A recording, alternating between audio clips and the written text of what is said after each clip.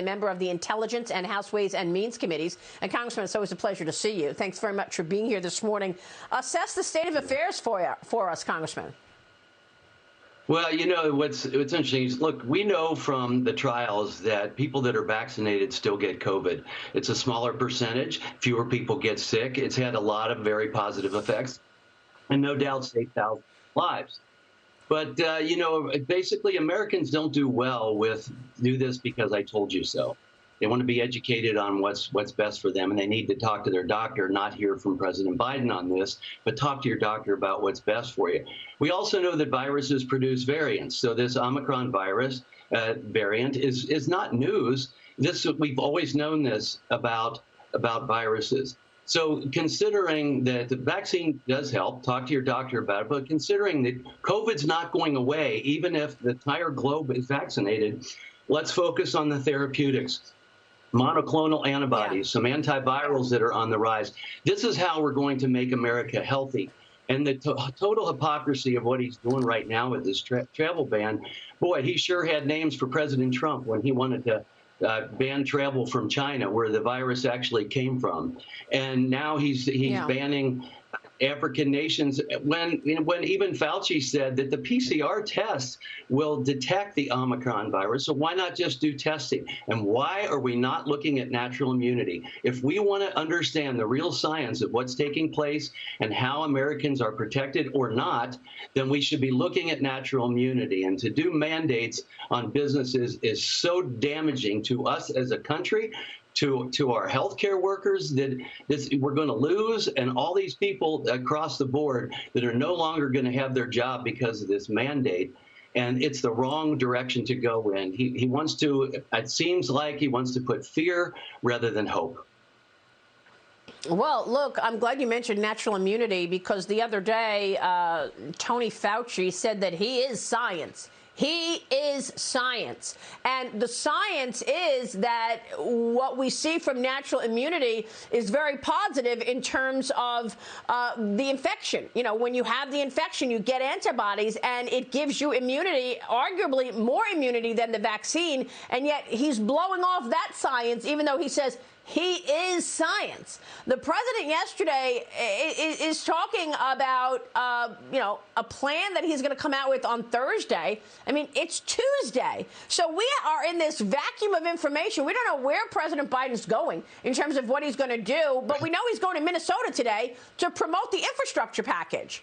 So, I mean, he's still pushing through this aggressive agenda. Democrats are scrambling to meet all of these deadlines. How many legislative days do you guys have left for the rest of the year? And what do you have to do? The debt limit, you've got the defense, you've got, this Build Back Better plan that they're still trying to get through. What will happen by year end?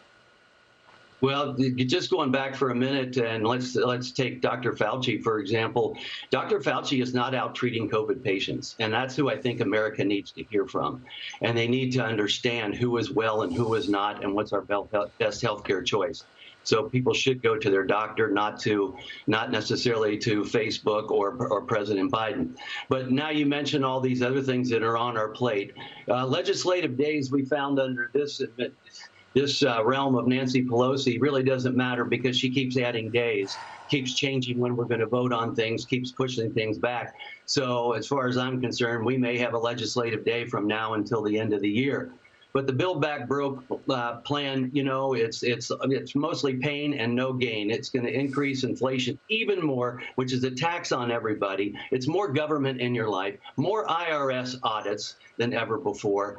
It has made in America taxes exactly the opposite of what we need, because it hurts workers, it hurts manufacturers, it's killing our supply chain, which, by the way, is dependent on China. And when you're doing things, subsidies for electric vehicles and electric bikes, that only helps the wealthy, by the way, but also anything that's solar or electric is only helping China, because they have the raw materials needed for these devices.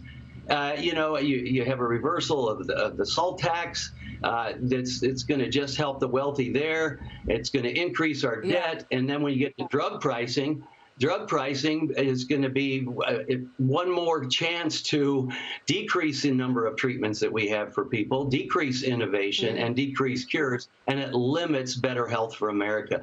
It's like everything you could think you could do wrong is in this bill. Yeah, Congressman, it's pretty extraordinary to me that they are still pushing this agenda.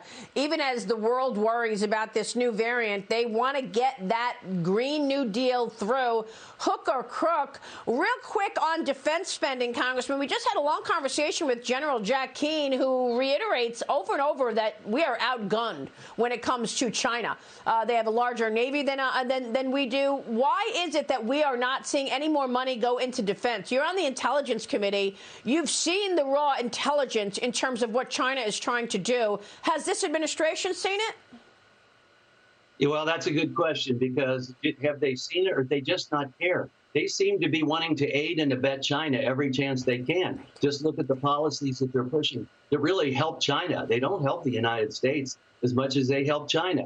And Jack Keane is right. We are being outgunned. We are being outmanned. They are aggressive. They are moving to every part of the world that they possibly can. And when they go someplace, they don't go there to help that nation. They go there to only help themselves. And we're seeing them do it. They're doing it very successfully. And unfortunately, the way that we conduct business with China, we're only helping them do it.